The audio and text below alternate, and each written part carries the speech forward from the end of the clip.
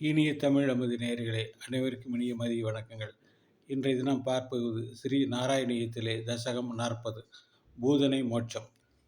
பேரரசனுக்கு கப்பங்கட்டும் பொருட்டு மதுராபுரிக்கு வந்திருந்த உன் தந்தை வாசுதேவன் கம்சனுக்கு உதவி புரியும் அவனை சார்ந்தவர்கள் மேற்கொண்டுள்ள தீய முயற்சிகளை பற்றி நற்குணங்களை எல்லாம் மேற்கொண்டு நந்தகோபன் தெரிவித்து மேலும் பின்வருமாறு கூறினார். நண்பனே, உனக்கு பிள்ளை பிறந்ததையே எனக்கே பிள்ளை பிறந்தது போல் எண்ணி மகிழ்கிறேன் என்று யதுகுல நாயகரிடத்தில் உன்னை பெற்றதை பற்றி அவரது ஆதரவை கொண்டாடினார். மேலும் இவ்விடத்தில் நூற்றுக்கணக்கான தீய சகனங்கள் தோன்றுகின்றன. ஆதலால் கோகுலத்துக்கு விரைந்து செல்வாய் என்று நந்தகோபுரத்திலே சொன்னார். உடனே நந்தகோபன் உனக்கு தீங்கு உண்டாகக்கூடும் என்ற அச்சத்தால் கோகுலத்துக்கு விரைந்து வந்து சேர்ந்தார். மாயக் குழந்தையே, அப்பொழுது பெண் ஒருத்தி கோகுலத்தில் உன் அருகில் வந்தாள். அவள் வண்டுகள் மேய்த்த கூந்தலையும் அழகிய உருவத்தையும் உடையவளாய் இருந்தாள். அவள் அரக்க குலத்தில் பிறந்த பூதனி என்ற பெயரையுடையவள். குழந்தைகளின் உயிரை பறிப்பவள். இடைச்சியர்கள் அவளை பார்த்தவள் யார் என்று ஆலோசித்துக் கொண்டிருக்க அவள் உன்னை கையில் எடுத்து கொண்டாள். அந்த பூதனி தன் உடை பாவனைகளால் இந்த இடைச்சியர்களின் உள்ளத்தை கவர்ந்தாள். அதனால் தடையில்லாமல் வீட்டிற்குள் உட்கார்ந்து கொண்டு கபட ரூபியாக உனக்கு பால் புகட்ட தன் மார்பகத்தை கொடுத்தாள். உடனே குழந்தைகளை கொள்ளும் அவளை கண்டு கடுஞ்சினம் கொண்ட நீ அச்சம் இல்லாமல் அவளுடைய மடியில் ஏறி அமர்ந்து கொண்டாய். பின் பெரிய மாம்பழத்தை போன்றதான கூடிய நஞ்சினால் அழிவை கொடுக்கூடிய அவளது மார்பகத்தை அடியோடு அவள் உயிரை சேர்த்து உறிஞ்சி குடித்தாய்.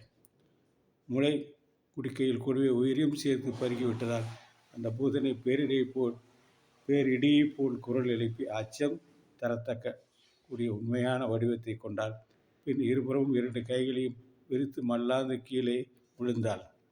கோகுலத்தில் இடையர்கள் பலர் அச்சத்தை தரும் குரலை கேட்டார்கள். அதிலும் பயங்கரமான அசுர உடை கண்டும் திடுக்கிட்டு உணர்வற்று நின்றார்கள். அப்பொழுது அந்த பூதையின் மார்பில் விளையாடி கொண்ட உடனே அந்த கோவியர்கள் ஓடி வந்து எடுத்துக்கொண்டார்.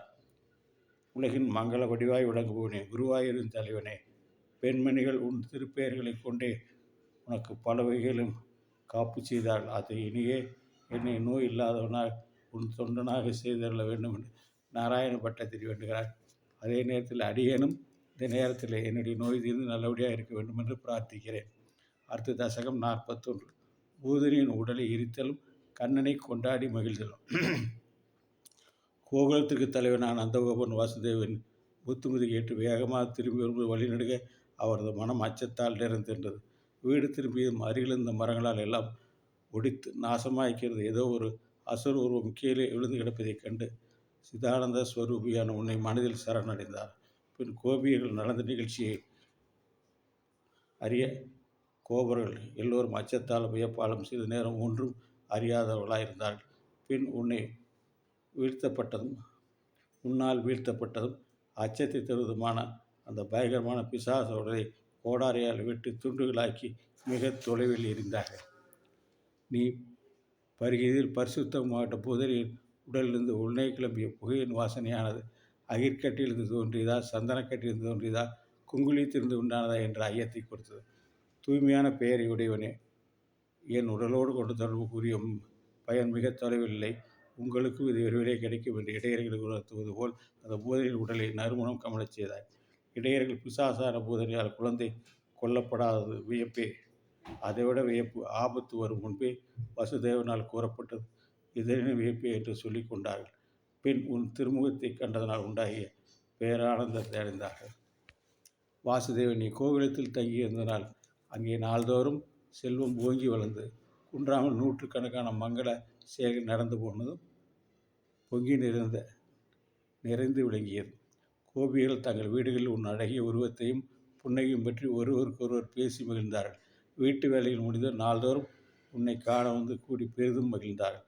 குழந்தை என்னையே உற்று பார்த்தது, குழந்தை என்னையே கண்டு புன்னகை செய்தது என்று சிலரும், என்னிடத்தில் வா என்று சிலரும் கைகளை நீட்டி அழைத்தனர்.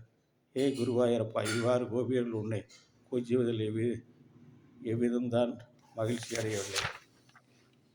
கோபியர்கள் உன் திருமேனியை தொடுவதில் கொண்ட மகிழ்ச்சியை கைக்கு கை உடனே மாற்றிக்கொண்டார்கள்.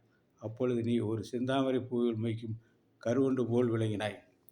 ஹரியே, தன் மடியில் இருந்த உனக்கு முளைப்பால் ஊட்டி கொண்டு உன் திருமுகத்தை பார்த்து ரசித்து கொண்டு வந்த யசோதை எத்தகைய உயர்ந்த நிலையைத்தான் அடையவில்லை. அத்தகைய நீரே என் பிணிகளிலிருந்து என்னையும் இதை வாசிக்கின்ற அடியேனையும் காக்க வேண்டும் என்று நேரத்தில் நாராயண பட்டத்திரியும் அடியேனும் அந்த சாட்சாத் விஷ்ணு பிராணியிடம் வேண்டுகிறோம். நன்றி, வணக்கம். நாளை தசகம் 42 சகடாசுரம். நாளை பார்ப்போமா? நன்றி, வணக்கம்.